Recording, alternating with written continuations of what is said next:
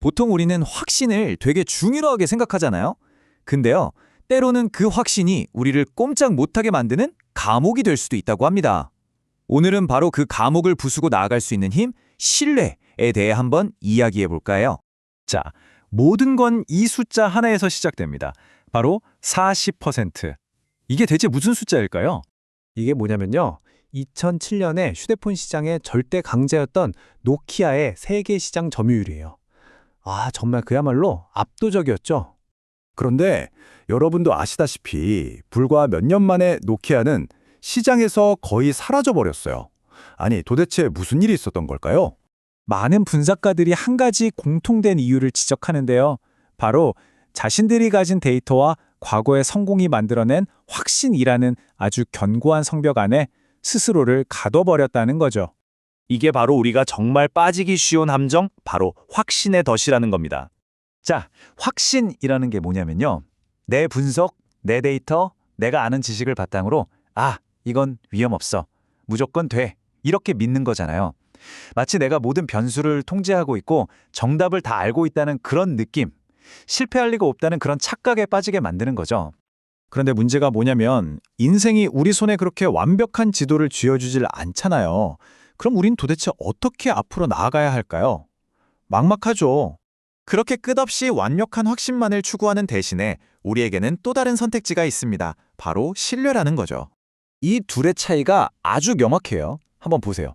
확신은 눈에 보이는 증거, 데이터 이런 걸로 통제하려는 거라면 신뢰는 관계에 뿌리를 두는 거예요. 보이지 않더라도 과감하게 발을 내딛는 용기, 바로 그게 신뢰인 거죠. 이건 오래된 지혜에서도 찾아볼 수 있는데요. 내 명철을 의지하지 말라. 그리하면 네 길을 지도하시리라. 이런 말이 있어요. 그러니까 내 머리, 내 분석 너머에 있는 무언가에 기댈 때 오히려 길이 열린다는 뜻이죠. 이 신뢰라는 개념을 정말 잘 보여주는 한 남자의 이야기가 있어요. 이 사람은요, 목적지도 없고 지도도 없었어요. 그냥 가라는 그 한마디만 믿고 모든 걸 건 채 길을 떠났습니다. 바로 아브라함이라는 인물인데요. 이 사람이 수십 년 동안 이어지는 그 불확실성 속에서 신뢰를 배워나갔어요. 명확한 계획이 있어서가 아니에요. 그저 한 걸음 또 한 걸음 묵묵히 내딛는 그 과정을 통해서 신뢰가 뭔지 몸으로 깨달은 거죠.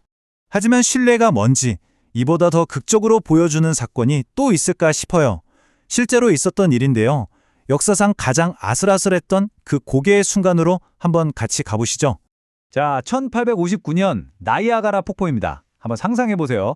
저 아래선 엄청난 굉음을 내며 물이 쏟아지고 있는데 그 위 아슬아슬한 외줄 위에서 위대한 고개사 샤를 블롱댕이 목숨을 건 도전을 하고 있어요. 수천 명의 사람들이 정말 숨을 죽이고 그 모습을 지켜보고 있습니다. 블롱댕이가 마침내 성공적으로 폭포를 건너자 군중들은 열광하기 시작합니다. 바로 그때 블롱댕이 이 군중을 향해 지문을 하나 던져요. 사람들은 방금 자기들 눈앞에서 그가 해내는 걸 똑똑히 봤잖아요. 그러니까 당연히 가능하다고 믿었죠. 네! 하고 외치는 함성이 폭포 소리를 집어삼킬 정도였습니다. 그런데 블롱댕이 여기서 멈추지 않고 모두의 허를 찌르는 두 번째 질문을 던집니다. 이건 훨씬 더 개인적인 질문이었어요. 그러자 엄청난 함성에 터져나오던 그곳에 갑자기 정적이 흐릅니다. 바로 이 순간이요. 머리로 가능하다고 믿는 것과 내 목숨을 걸고 온몸으로 신뢰하는 것 사이에 얼마나 큰 차이가 있는지 극명하게 드러나는 순간이죠. 결국 그의 등에 올라탄 사람은 단 한 명뿐이었습니다. 바로 그의 오랜 매니저였죠. 이 매니저의 신뢰는 방금 본 한 번의 성공 때문이 아니었어요.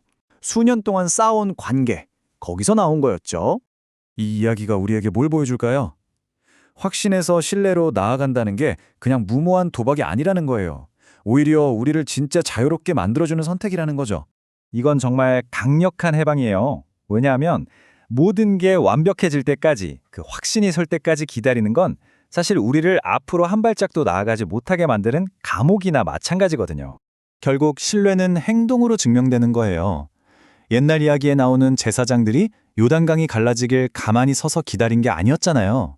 먼저 흐르는 강물 속으로 발을 내디뎠을 때 바로 그때 길이 열렸던 것처럼 말이죠. 그리고 진짜 핵심은 이거예요. 신뢰라는 게 의심이 아예 없는 상태가 아니라는 겁니다. 의심이 들고 두려움이 있어도 그럼에도 불구하고 행동하기로 선택하는 것. 나 자신만 믿는 게 아니라 다른 대상을 의지하기로 선택하는 것. 그게 바로 신뢰입니다. 자, 이제 마지막으로 우리 스스로에게 한번 질문을 던져볼 시간입니다. 지금 여러분의 삶에서 완벽한 확신이 서기를 기다리느라 멈춰있는 부분은 없으신가요? 어쩌면 지금 우리에게 정말로 필요한 건 모든 게 보장된 완벽한 지도가 아니라 그저 첫걸음을 내디딜 약간의 용기, 바로 그 신뢰의 한 걸음이 아닐까요?